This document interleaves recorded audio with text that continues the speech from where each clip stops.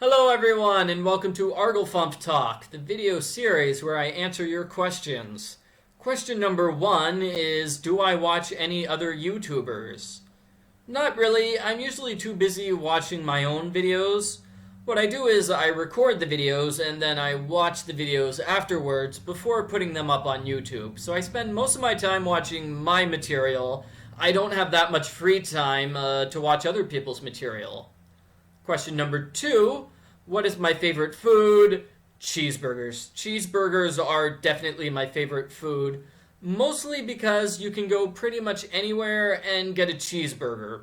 That's why, I would like to say, oh, I like something fancy like chicken burritos and a lemon meringue sauce, but those are hard to find, so I go with cheeseburgers usually.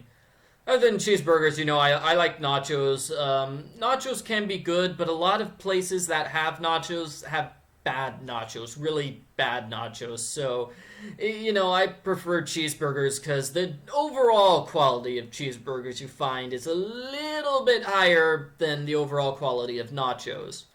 Question number 3, how old am I? I'm 28 years old right now. I was born in 1986. My birthday is in January, so every year in January, I get 1 year older. That's how life works. Question number 4, what are my favorite puzzles from the Nancy Drew Games series? I like a lot of puzzles from the Nancy Drew Games series.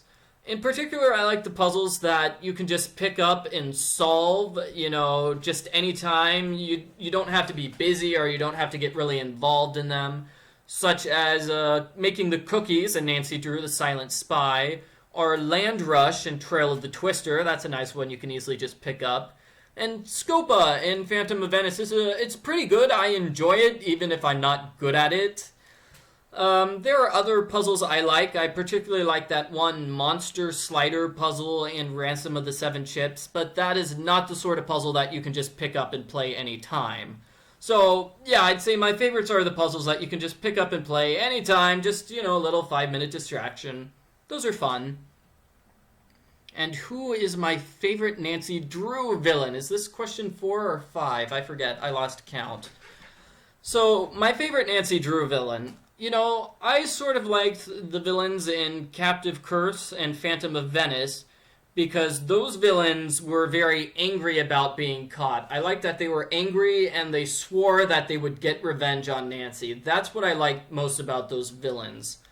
I also like the villain from Nancy Drew, The Deadly Device, and villains like that particular villain, and that the villain had a very, very well thought out plan, very concrete, lots of steps, really a really well thought out scheme. That's what I liked about that villain. As opposed to, say, the villain of the, Haunting of Castle Malloy or Curse of Blackmore Manor, where it was just sort of a random. The villain wasn't actually planning things out very much. Oh yeah, also shout out The Water's Edge. That was another villain who went through a very extensive plan, and I enjoyed that.